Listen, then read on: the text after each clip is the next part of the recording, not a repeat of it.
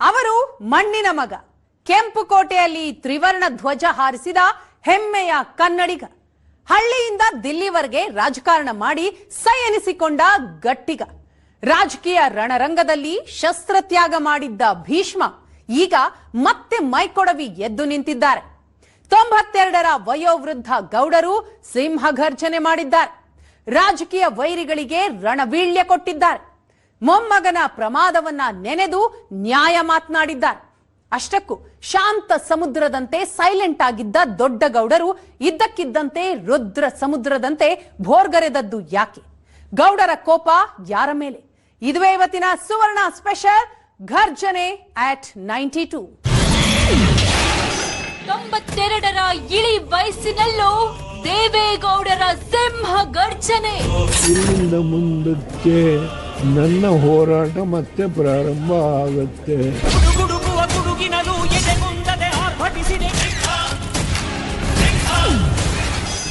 ಮತ್ತೆ ಎದ್ದು ನಿಂತಿದ್ದೇನೆ. ಯಾರಿಗೆ ಗೌಡರ ರಣವೀಳ್ಯ?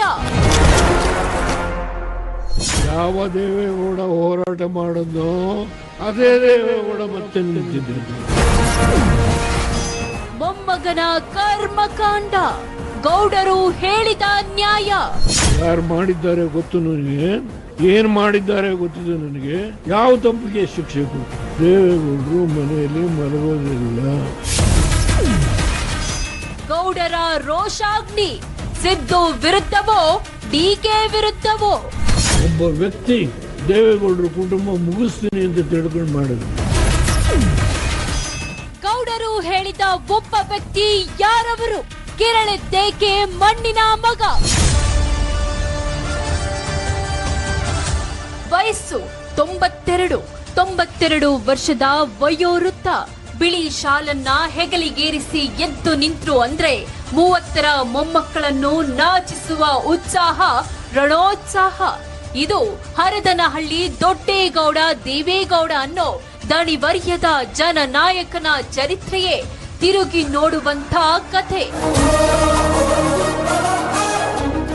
HD ದೇವೇಗೌಡ ಈ ಹೆಸರು ಕೇಳಿದ್ರೆ ಕರ್ನಾಟಕದ ರಾಜಕಾರಣದ ಕಿವಿ ನೆಟ್ಟಗಾಗುತ್ತೆ. ಮಣ್ಣಿನ ಮಕ್ಕಳ ನರನಾಡಿಗಳಲ್ಲಿ ಮಿಂಚಿನ ಸಂಚಾರವಾಗುತ್ತೆ. ಕಟ್ಟರ್ JDS ಕಾರ್ಯಕರ್ತರ ಮೈ ಮನೆಗಳು ರೋಮಾಂಚನಗೊಳ್ತವೆ. ಅದು ದೇವೇಗೌಡ ಅನ್ನೋ ಹೆಸರಿಗಿರೋ ಶಕ್ತಿ, ತಾಕತ್ತು. 62 ವರ್ಷಗಳ ರಾಜಕಾರಣದಲ್ಲಿ ಅದೆಷ್ಟೋ ಏಳು ಬೀಳುಗಳನ್ನ ಕಂಡಿರೋ ದೇವೇಗೌಡರು ಇದೀಗ ಮತ್ತೊಮ್ಮೆ ಮೈಕೊಡವಿ ಎದ್ದು ನಿಂತಿದ್ದಾರೆ. ಶತ್ರುಗಳ ವಿರುದ್ಧ ಗರ್ಜಿಸ್ತಾ ಇದ್ದಾರೆ, ಸವಾಲ್ ಹಾಕ್ತಾ ಇದ್ದಾರೆ, ರಣವೀಳ್ಯ ಕೊಡ್ತಿದ್ದಾರೆ. ಇವತ್ತು ಹೇಳ್ತೀನಿ, ಇಲ್ಲಿಂದ ಮುಂದಕ್ಕೆ ನನ್ನ ಹೋರಾಟ ಮತ್ತೆ ಪ್ರಾರಂಭ ಆಗುತ್ತೆ. ದೇವೇಗೌಡರು ಮನೆಯಲ್ಲಿ ಮಲಗೋದಿಲ್ಲ. ಇದು ದೇವೇಗೌಡರು ಅಂದ್ರೆ ಗೌಡ್ರಿಗೆ ವಯಸ್ಸಾದ್ರೂ ಅವರ ಉತ್ಸಾಹಕ್ಕೆ, ಅವರ ಒಳಗಿರೋ ಕಿಚ್ಚಿಗೆ ವಯಸ್ಸಿನ ಹಂಗಿಲ್ಲ. 92ನೇ ಇಳಿ ವಯಸ್ಸಿನಲ್ಲಿ ಮೊನ್ನೆ JDS ಹೆಡ್ ಆಫೀಸ್ಗೆ ಬಂದಿದ್ದ ದೇವೇಗೌಡರು ಅಕ್ಷರಶಃ ಬೆಂಕಿಯಾಗಿ ಬಿಟ್ಟಿದ್ರು. ಹಳೇ ದೇವೇಗೌಡರ ಕಿಚ್ಚಿನ ಕಥೆಯನ್ನ ನೆನಪಿಸಿದ್ರು. ಇನ್ನು ಶುರು ನನ್ನ ಹೋರಾಟ ಅಂತ ಆರ್ಭಟಿಸಿದ್ರು. ಯಾವ ದೇವೇಗೌಡ ಹೋರಾಟ ಮಾಡೋದು ಮೋದಿಯವ್ರ ಜೊತೆ ಕೂತು ಚಿಕ್ಕಬಳ್ಳಾಪುರದಲ್ಲಿ, ಮೈಸೂರಿನಲ್ಲಿ, ಅದೇ ದೇವೇಗೌಡ ಮತ್ತೆ ನಿಂತಿದ್ದೇನೆ. ಅಷ್ಟಕ್ಕೂ ಶಾಂತವಾಗಿದ್ದ ದೇವೇಗೌಡರು, ಸೈಲೆಂಟ್ ಆಗಿದ್ದ ಮಾಜಿ ಪ್ರಧಾನಿ ಇದ್ದಕ್ಕಿದ್ದಂತೆ ಈ ಪರಿ ಕೆರಳಿ ನಿಂತದ್ದು ಯಾಕೆ? ಯಾರ ವಿರುದ್ಧ ಈ ಸಿಟ್ಟು, ಈ ಆಕ್ರೋಶ? ಒಂದು ಸಣ್ಣ ಕಿಡಿ ಹೊತ್ಕೊಂಡ್ರು ಸಾಕು, ಗೌಡರ ಮಗ ಕುಮಾರಸ್ವಾಮಿ ಬೆಂಕಿಯಾಗಿ ಬಿಡ್ತಾರೆ. ಆದ್ರೆ ದೇವೇಗೌಡರು ಹಾಗಲ್ಲ. ಹರದನಹಳ್ಳಿಯ ಮಣ್ಣಿನ ಮಗ ಹಾಗೆಲ್ಲ ಸುಖ ಸುಮ್ಮನೆ ಕೆರಳುವವರೂ ಅಲ್ಲ, ಕೆರಳಿಸುವವರೂ ಅಲ್ಲ. ಅವರ ರಾಜಕಾರಣ ತುಂಬಾ ಡಿಫರೆಂಟ್. ಸೈಲೆಂಟ್ ಆಗಿ ಕೂತಲ್ಲೇ ಸ್ಕೆಚ್ ಹಾಕಿ ಎದುರಾಳಿಗಳನ್ನ ಮಕಾಡೆ ಮಲಗಿಸಿ ಬಿಡೋದ್ರಲ್ಲಿ ಗೌಡರದ್ದು ಎತ್ತಿದ ಕೈ. ಗೌಡ್ರು ಹೀಗೆ ಯೋಚನೆ ಮಾಡ್ತಿದ್ದಾರೆ ಅಂದ್ರೆ ಮನಸ್ಸಲ್ಲೇ ದಾಳ ಉರುಳಿಸ್ತಿದ್ದಾರೆ ಅಂತರ್ಥ. ಗೌಡ್ರು ಇಲ್ಲಿ ಉರುಳಿಸಿದ ದಾಳ ಇನ್ನೆಲ್ಲೋ ಸಿಂಹಾಸನವನ್ನೇ ಉರುಳಿಸಿ ಬಿಟ್ಟ ಉದಾಹರಣೆಗಳಿದ್ದಾವೆ. ಇಂಥ ದೇವೇಗೌಡರು ಇತ್ತೀಚಿನ ದಿನಗಳಲ್ಲಿ ಹೆಚ್ಚು ಮಾತಾಡಿದ್ದೂ ಇಲ್ಲ, ಸಿಂಹದಂತೆ ಗರ್ಜಿಸಿದ್ದೂ ಇಲ್ಲ, ಅಬ್ಬರಿಸಿದ್ದೂ ಇಲ್ಲ. ಹಾಗಿದ್ರೆ ಈಗ್ಯಾಕೆ ಈ ಗರ್ಜನೆ? ಕಾರಣವಿದೆ ವೀಕ್ಷಕರೇ. ಗೌಡ್ರು ನೊಂದಿದ್ದಾರೆ, ಬೆಂದಿದ್ದಾರೆ. ನನ್ನನ್ನು 3 ತಿಂಗಳು ಮಲಗಿಸ್ಬಿಟ್ರು ನೀವು ಮನೇಲಿ. ಮನೆಯಿಂದ ಹೊರಗೆ ಬರಂಗಿಲ್ಲ ನಾನು. ಏನಪ್ಪ 3 ತಿಂಗಳು.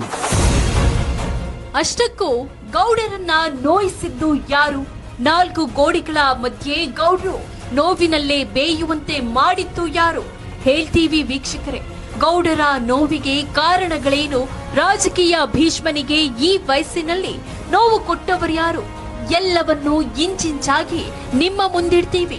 ಆದ್ರೆ ಅದಕ್ಕೂ ಮುಂಚೆ ದೇವೇಗೌಡರ ಅದೊಂದು ರಣಾಕ್ರೋಶದ ಮಾತನ್ನ ನೀವು ಕೇಳಲೇಬೇಕು. 3 ತಿಂಗಳು ಯಾರದೋ ಒಬ್ಬ ವ್ಯಕ್ತಿ ತನ್ನ ವೈಯಕ್ತಿಕವಾಗಿ ದೇವೇಗೌಡರ ಕುಟುಂಬ ಮುಗಿಸ್ತೀನಿ ಅಂತ ತಿಳ್ಕೊಂಡು ಮಾಡಿದ್ರೆ ಅದು ಸಾಧ್ಯ ಆಗಲ್ಲ. ಒಬ್ಬ ವ್ಯಕ್ತಿ, ದೇವೇಗೌಡರು ಹೇಳ್ತಿರೋ ಆ ಒಬ್ಬ ವ್ಯಕ್ತಿ ಯಾರು? ನಮ್ಮ ಕುಟುಂಬವನ್ನೇ ರಾಜಕೀಯವಾಗಿ ಮುಗಿಸಲು ಮುಂದಾಗಿದ್ರು ಅಂತ ದೇವೇಗೌಡರು ಆರೋಪಿಸ್ತಾ ಇರೋದು ಯಾರ ವಿರುದ್ಧ? ದೊಡ್ಡಗೌಡರಿಗೆ ರಾಜಕೀಯ ಶತ್ರುಗಳು ತುಂಬಾ ಜನ ಇದ್ದಾರೆ. ರಾಜಕಾರಣದ ರಣರಂಗದಲ್ಲಿ ಗೌಡರ ವಿರುದ್ಧ 10 ಮಂದಿ ತೊಡೆತಟ್ಟಿ ನಿಂತಿದ್ದಾರೆ, ತೊಡೆ ಮುರಿದುಕೊಂಡು ಬಿದ್ದಿದ್ದಾರೆ. ಆದ್ರೆ ಕಳೆದ 20 ವರ್ಷಗಳ ರಾಜಕೀಯವನ್ನ ನೋಡಿದ್ರೆ ದೇವೇಗೌಡರ ಪಟ್ಟುಗಳಿಗೆ ಪ್ರತಿಪಟ್ಟು ಹಾಕಿ ಸೈ ಎನಿಸಿಕೊಂಡವರು ಇಬ್ಬರು. ಒಬ್ರು ಸಿದ್ದರಾಮಯ್ಯ, ಮತ್ತೊಬ್ರು DK Shivakumar. Mister DK, mister DK ಯಾರಿಗೋ ಎದುರಿಸ್ತಾರೆ ಈ ಡಿಕೆ ಶಿವಕುಮಾರ್ಗೆ. ದೇವೇಗೌಡರು ಮನೆಯವ್ರಿಗೆ ಯಾವಾಗಲೂ ಮದುವೆ ಊಟ ಮಾಡಿ ಗೊತ್ತಿಲ್ಲ, ಬರೀ ತಿಥಿ ಊಟ ಮಾಡಿ ಮಾತ್ರ ಗೊತ್ತಿರೋದು ಅಂತೇಳಿ ಬೇರೆಯವ್ರು ಮುಗಿಸೋದೇ ಕೆಲಸ. ದೇವೇಗೌಡರಿಗೆ ರಾಜ್ಯ ರಾಜಕಾರಣದಲ್ಲಿ ಸದ್ಯ ದೊಡ್ಡ ವೈರಿಗಳು ಅಂತ ಯಾರಾದ್ರೂ ಇದ್ರೆ ಅದು ಸಿದ್ದರಾಮಯ್ಯ ಮತ್ತು ಡಿಕೆ ಶಿವಕುಮಾರ್. ಹಾಗಾದ್ರೆ ಒಬ್ಬ ವ್ಯಕ್ತಿ ನಮ್ಮ ಕುಟುಂಬವನ್ನೇ ರಾಜಕೀಯವಾಗಿ ಮುಗಿಸಲು ಮುಂದಾಗಿದ್ದ ಅಂತ ದೇವೇಗೌಡರು ಹೇಳಿದ್ದು ಯಾರ ಬಗ್ಗೆ? ಗೌಡ್ರು ಗುರಿ ಇಟ್ಟದ್ದು ಯಾರ ಮೇಲೆ? ಸಿದ್ದರಾಮಯ್ಯನವರ ಮೇಲ, ಡಿಕೆ ಶಿವಕುಮಾರ್ ಅವರ ಮೇಲ? ಒಬ್ಬ ವ್ಯಕ್ತಿ ದೇವೇಗೌಡರ ಕುಟುಂಬ ಮುಗಿಸ್ತೀನಿ ಅಂತ ತಿಳ್ಕೊಂಡು ಮಾಡಿದ್ರೆ ಸೈಲೆಂಟ್ ಆಗಿದ್ದ ಮಣ್ಣಿನ ಮಗ ಕೆರಳಿ ನಿಂತಿದ್ದೇಕೆ? ದೊಡ್ಡಗೌಡರ ರೋಷಾಗ್ನಿಗೆ ಕಾರಣ ಏನು? ಹೃದಯ ಸಮುದ್ರ ಕಲಕಿ ಹೊತ್ತಿದ ದ್ವೇಷದ ಬೆಂಕಿ, ರೋಷಾಗ್ನಿ ಜ್ವಾಲೆ ಉರಿದುರಿದು. ಎಸ್, 92ನೇ ವಯಸ್ಸಲ್ಲಿ ಮಾಜಿ ಪ್ರಧಾನಿ ದೇವೇಗೌಡರ ಹೃದಯ ಸಮುದ್ರ ಕಲಕಿ ಬಿಟ್ಟಿದೆ. ಗೌಡರು ರೋಷಾಗ್ನಿಯಿಂದ ದಗದಗಿಸ್ತಾ ಇದ್ದಾರೆ. ನೋವು ಕೊಟ್ಟವರ ವಿರುದ್ಧ ಗುಡುರು ಹಾಕ್ತಾ ಇದ್ದಾರೆ. ಹಾಗ್ ನೋಡಿದ್ರೆ ಹರದನಹಳ್ಳಿಯ ದೊಡ್ಡಗೌಡರು ರಾಜಕೀಯ ಜೀವನದಲ್ಲಿ ಅದೆಷ್ಟೋ ನೋವುಗಳನ್ನ ಉಂಡಿದ್ದಾರೆ, ಅನುಭವಿಸಿದ್ದಾರೆ. ದೇವೇಗೌಡರು ಇವತ್ತು ನಿನ್ನೆ ರಾಜಕಾರಣ ಶುರು ಮಾಡಿದವರಲ್ಲ. ಅವರದ್ದು 62 ವರ್ಷಗಳ ಸುದೀರ್ಘ ರಾಜಕಾರಣ. 62 ವರ್ಷ ಶಾಸಕನಾಗಿ, ವಿರೋಧ ಪಕ್ಷದ ನಾಯಕನಾಗಿ, ಮಂತ್ರಿ ಆಗಿ, ಮುಖ್ಯಮಂತ್ರಿ. ಹೌದು, ಮೊದಲು ಶಾಸಕ, ನಂತರ ಮಂತ್ರಿ, ವಿರೋಧ ಪಕ್ಷದ ನಾಯಕ, ಮುಖ್ಯಮಂತ್ರಿ, ಕೊನೆಗೆ ಹಳ್ಳಿಯಿಂದ ಶುರುವಾಗಿದ್ದ ರಾಜಕಾರಣ ದಿಲ್ಲಿವರೆಗೆ ತಲುಪಿ ದೇಶದ ಪ್ರಧಾನಮಂತ್ರಿಯೂ ಆದವರು ದೇವೇಗೌಡರು. I, H.D. Devegowda, do swear in the name of God that I will faithfully and conscientiously discharge my duties as Prime Minister for the Union. ಕಳೆದ 62 ವರ್ಷಗಳಲ್ಲಿ ದೇವೇಗೌಡರು ರಾಜಕೀಯವಾಗಿ ಗೆದ್ದಿದ್ದಾರೆ, ಬಿದ್ದಿದ್ದಾರೆ. ರಾಜಕಾರಣಕ್ಕಾಗಿ ವೈಯಕ್ತಿಕ ಜೀವನದಲ್ಲೂ ನೋವು ಅನುಭವಿಸಿದ್ದಾರೆ. ರಾಜಕೀಯ ವೈಷಮ್ಯಗಳು, ಷಡ್ಯಂತ್ರಗಳಿಗೆ ಗುರಿಯಾಗಿದ್ದಾರೆ. ಹಾಗಂತ ಅವರೇನು ಸುಮ್ಮನೆ ಕೂತವರಲ್ಲ. ಷಡ್ಯಂತ್ರಗಳಿಂದಲೇ ಎದುರಿಸಿ ನಿಂತ ಚಾಣಾಕ್ಷ ರಾಜಕಾರಣಿ ಎಚ್.ಡಿ. ದೇವೇಗೌಡರು. ಆದ್ರೆ ಕಳೆದ 3 ತಿಂಗಳಲ್ಲಿ ದೇವೇಗೌಡರಿಗೆ ಎದುರಾದ ನೋವು ರಾಜಕೀಯ ಜೀವನದಲ್ಲಿ ಯಾವತ್ತೂ ಎದುರಾಗಿದ್ದೇ ಇಲ್ಲ. ನಾವು ಯಾವ ವಿಷಯದ ಬಗ್ಗೆ ಹೇಳ್ತಾ ಇದ್ದೀವಿ ಅನ್ನೋದು ನಿಮ್ಗೆ ಈಗಾಗಲೇ ಗೊತ್ತಾಗಿರುತ್ತೆ. ಎಸ್, ಇದು ಗೌಡರ ಮೊಮ್ಮಗ ಪ್ರಜ್ವಲ್ ರೇವಣ್ಣನ ಮ್ಯಾಟರ್.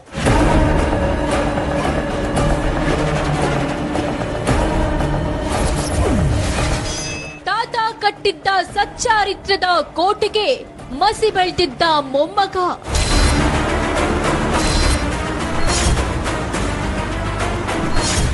ದೇವೇಗೌಡರ ಮುದ್ದಿನ ಮೊಮ್ಮಗ ಸ್ವತಃ ದೇವೇಗೌಡ್ರೆ ತಮ್ಮ ಸಿಂಹಾಸನವನ್ನ ಬಿಟ್ಟುಕೊಟ್ಟು ಆತನಲ್ಲಿ ತಮ್ಮ ರಾಜಕೀಯ ವಾರಸ್ದಾರ ಕಾಣುವಂತೆ ಮಾಡಿದ್ದ ಮೊಮ್ಮಗ ಹಾಸನದ ಮಾಜಿ ಸಂಸದ ಪ್ರಜ್ವಲ್ ರೇವಣ್ಣ ಈಗ ಅತ್ಯಾಚಾರ ಪ್ರಕರಣದಲ್ಲಿ ಜೈಲು ಸೇರಿದ್ದಾನೆ.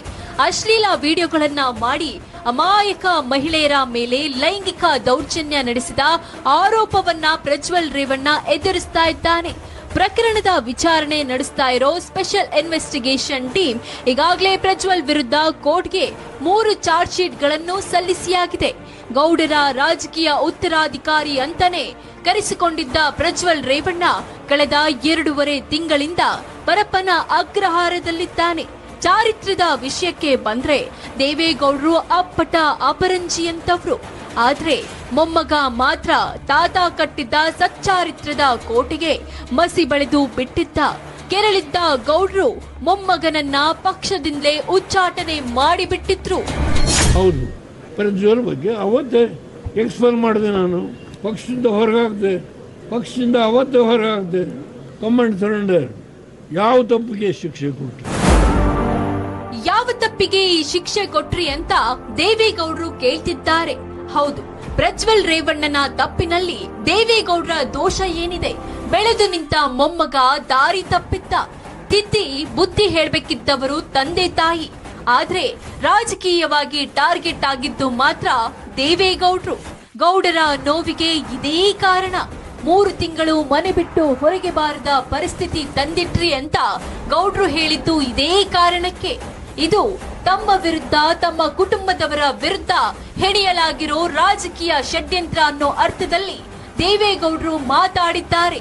ಯಾರು ಮಾಡಿದ್ದಾರೆ, ಏನು ಮಾಡಿದ್ದಾರೆ ಎಲ್ಲ ಗೊತ್ತು ಅಂತ ಗೌಡ್ರು ಗುಡುಗಿದ್ದಾರೆ. ಯಾರು ಮಾಡಿದ್ದಾರೆ ಗೊತ್ತು ನನಗೆ, ಏನು ಮಾಡಿದ್ದಾರೆ ಗೊತ್ತಿದೆ ನನಗೆ, ಈ ರಾಜ್ಯ ಹೇಗೆ ನಡೆಸಿದ್ದಾರೆ ಗೊತ್ತಿದೆ ನನಗೆ. ಕಾಲ ಬರುತ್ತೆ, ಹೋರಾಟಕ್ಕೆ ನಿಲ್ತಾನೆ, ಮನೆಯಲ್ಲಿ ಮಲಗೋದಿಲ್ಲ. ಮನೆಯಲ್ಲೇ ಮಲಗೋ ಪ್ರಶ್ನೆಯೇ ಇಲ್ಲ, ಹೋರಾಟಕ್ಕೆ ನಿಲ್ತೇನೆ. ಇದು ದೇವೇಗೌಡರು 92ನೇ ವಯಸ್ಸಿನಲ್ಲಿ ಮಾಡಿರೋ ಭೀಷ್ಮ ಪ್ರತಿಜ್ಞೆ. ದೇವೇಗೌಡರು ಪ್ರತಿಜ್ಞೆ ಮಾಡಿ ಎದ್ದು ನಿಂತಾಗಲೆಲ್ಲ ರಾಜಕೀಯ ಸುನಾಮಿಗಳೇ ಎದ್ದ ಉದಾಹರಣೆಗಳಿವೆ. ಗೌಡ್ರು ಸುಮ್ಮನೆ ಕೈಕಟ್ಟಿ ಮನೆಯಲ್ಲಿ ಕೂರೋ ವ್ಯಕ್ತಿಯಂತೂ ಅಲ್ಲವೇ ಅಲ್ಲ. ಗೌಡರ ಉತ್ಸಾಹಕ್ಕೆ ವಯಸ್ಸಿನ ಹಂಗು ಇಲ್ಲವೇ ಇಲ್ಲ. ರಾಜಕಾರಣ ಅಂದ್ರೆ 92ನೇ ವಯಸ್ಸಲ್ಲೂ ಸವಾಲು ಹಾಕೋದಕ್ಕೂ ಸೈ, ಸವಾಲು ಸ್ವೀಕರಿಸೋದಕ್ಕೂ ಸೈ. ದಟ್ ಈಸ್ ದೇವೇಗೌಡರು, ಮಣ್ಣಿನ ಮಗ ದೇವೇಗೌಡರು. ಮಣ್ಣಿನ ಮಕ್ಕಳ ಹೃದಯದಲ್ಲಿ ಇವರೇ ಯಜಮಾನ, ನಮ್ಮೂರಿನ ಉಜ್ವಲ ಚರಿತೆಯ ಪುಟದಲ್ಲಿ ಇವರದೇ ಗುಣಗಾನ.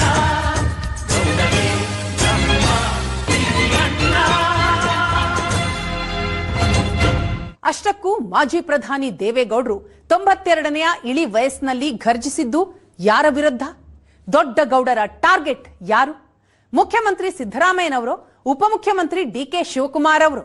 ಗೌಡರ ರಣಘರ್ಜನೆಯ ಹಿಂದಿರೋ ಅಸಲಿ ಗುಟ್ಟಿನ ಆ ಇಂಟ್ರೆಸ್ಟಿಂಗ್ ಸ್ಟೋರಿಯನ್ನ ತೋರಿಸ್ತೀವಿ.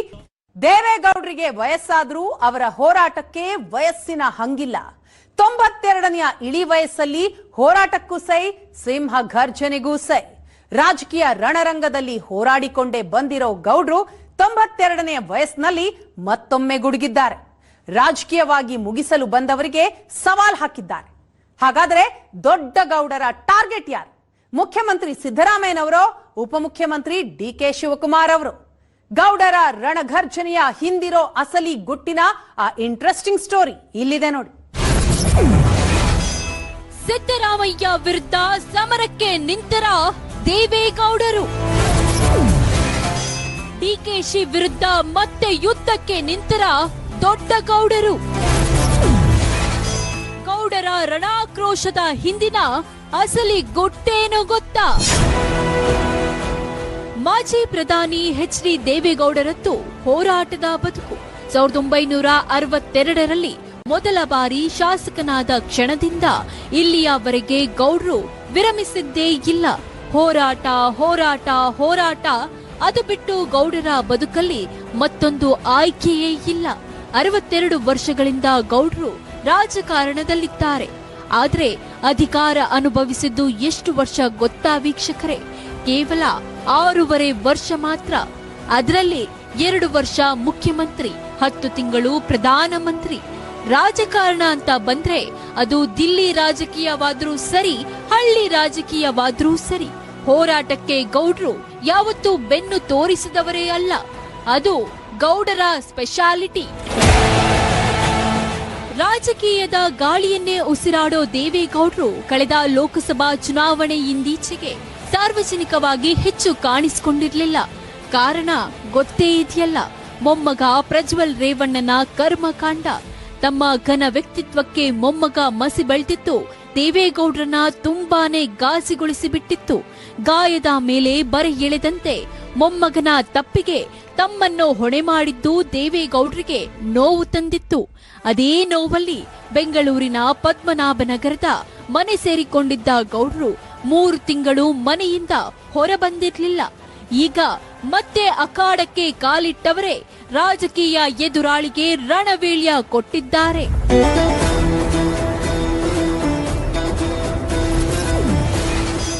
ಮತ್ತೆ ಶುರು ನನ್ನ ಹೋರಾಟ, ಗೌಡರ ಘರ್ಜನೆ. ದೇವೇಗೌಡರು ತಮ್ಮ 62 ವರ್ಷಗಳ ರಾಜಕೀಯ ಬದುಕಲ್ಲಿ ಘಟಾನುಘಟಿ ರಾಜಕಾರಣಿಗಳನ್ನ ಎದುರಿಸಿಕೊಂಡೇ ಬಂದವರು.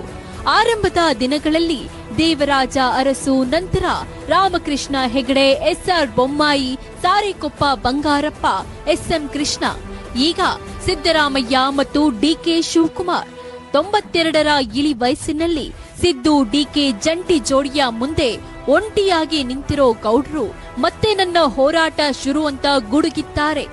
ಮೊಮ್ಮಗ ಪ್ರಜ್ವಲ್ ರೇವಣ್ಣನ ಅತ್ಯಾಚಾರ ಪ್ರಕರಣದಲ್ಲಿ ತಮ್ಮ ಕುಟುಂಬದ ವಿರುದ್ಧ ರಾಜಕೀಯ ಷಡ್ಯಂತ್ರ ಹೆಣೆಯಲಾಗಿದೆ ಅಂತ ಆರೋಪ ಮಾಡಿದ್ದಾರೆ. ಒಬ್ಬ ವ್ಯಕ್ತಿ ತನ್ನ ವೈಯಕ್ತಿಕ ಸ್ವಾರ್ಥಕ್ಕಾಗಿ ತಮ್ಮ ವಿರುದ್ಧ ಕುತಂತ್ರ ಮಾಡಿದ್ದಾರೆ ಅಂತ ಗೌಡರು ಆರೋಪಿಸಿದ್ದಾರೆ. ಹಾಗಾದ್ರೆ ಗೌಡ್ರು ಹೇಳಿದ ಆ ವ್ಯಕ್ತಿ ಯಾರು? ರಾಜಕೀಯ ವಿಶ್ಲೇಷಕರು ಹೇಳೋ ಪ್ರಕಾರ ಗೌಡರು ಮಾತಾಡಿದ್ದು ಉಪಮುಖ್ಯಮಂತ್ರಿ ಡಿಕೆ ಶಿವಕುಮಾರ್ ಬಗ್ಗೆ. ಪ್ರಜ್ವಲ್ ರೇವಣ್ಣನ ಅಶ್ಲೀಲ ವಿಡಿಯೋಗಳು ಹೊರಬರಲು ಡಿಕೆಶಿ ಕಾರಣ ಅಂತ ಈ ಹಿಂದೆ ಕುಮಾರಸ್ವಾಮಿ ಆರೋಪ ಮಾಡಿದ್ರು. ಈಗಲೂ ಗೌಡ್ರು ಕೂಡ ಪರೋಕ್ಷವಾಗಿ ಡಿಕೆ ಶಿವಕುಮಾರ್ ಅವರ ಮೇಲೆ ಬೆರಳು ತೋರಿಸಿದ್ದಾರೆ.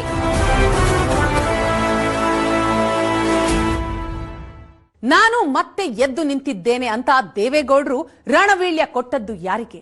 ಹೇಗಿರಲಿದೆ 92ನೇ ವಯಸ್ಸಿನಲ್ಲಿ ರಾಜಕೀಯ ಭೀಷ್ಮನ ಕಿಚ್ಚಿನ ಹೋರಾಟ?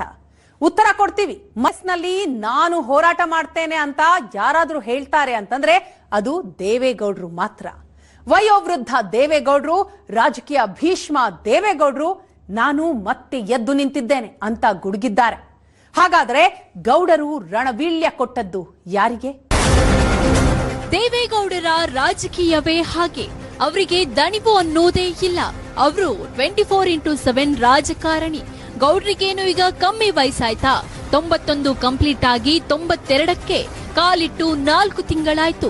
ಈ ವಯಸ್ಸಲ್ಲೂ ಹೋರಾಟ ಶುರು ಮಾಡ್ತೇನೆ ಅಂತ ಅಬ್ಬರಿಸ್ತಾರೆ ಅಂದ್ರೆ ಇದು ದೇವೇಗೌಡರಂತವ್ರ ಕೈಯಲ್ಲಿ ಮಾತ್ರ ಸಾಧ್ಯ. ನಾನು ಕೂಡ ಹಾಗಾಗಿ ಬರ್ತೇನೆ, ಬೇರೆ ಬೇರೆ ಕಡೆ ಪ್ರವಾಸನೂ ಮಾಡ್ತೇನೆ, ಎಲ್ಲ ಕಡೆ ಹೋಗ್ತೇನೆ. ರಾಜ್ಯಾದ್ಯಂತ ಪ್ರವಾಸ ಮಾಡ್ತೇನೆ, ಪಕ್ಷ ಕಟ್ತೇನೆ. ಇಳಿ ವಯಸ್ಸಲ್ಲೂ ಗೌಡರ ಈ ಉತ್ಸಾಹ, ಈ ಕಿಚ್ಚು ಅವರ ಮಕ್ಕಳಲ್ಲೂ ಇಲ್ಲ, ಮೊಮ್ಮಕ್ಕಳಲ್ಲೂ ಇಲ್ಲ. ದೇವೇಗೌಡರು ರಾಜಕೀಯದ ಎನ್ಸೈಕ್ಲೋಪೀಡಿಯಾ. ಜೆಡಿಎಸ್ ಅನ್ನೋದು ಅವರ ಛಲದ ಪ್ರತೀಕ. ಮುಗ್ದೇ ಹೋಯ್ತು ಅನ್ನುವಾಗ ಜೆಡಿಎಸ್ ಮತ್ತೆ ಮತ್ತೆ ಎದ್ದು ನಿಂತಿದೆ ಅಂದ್ರೆ ಅದಕ್ಕೆ ಕಾರಣ ಗೌಡರ ಕಿಚ್ಚು.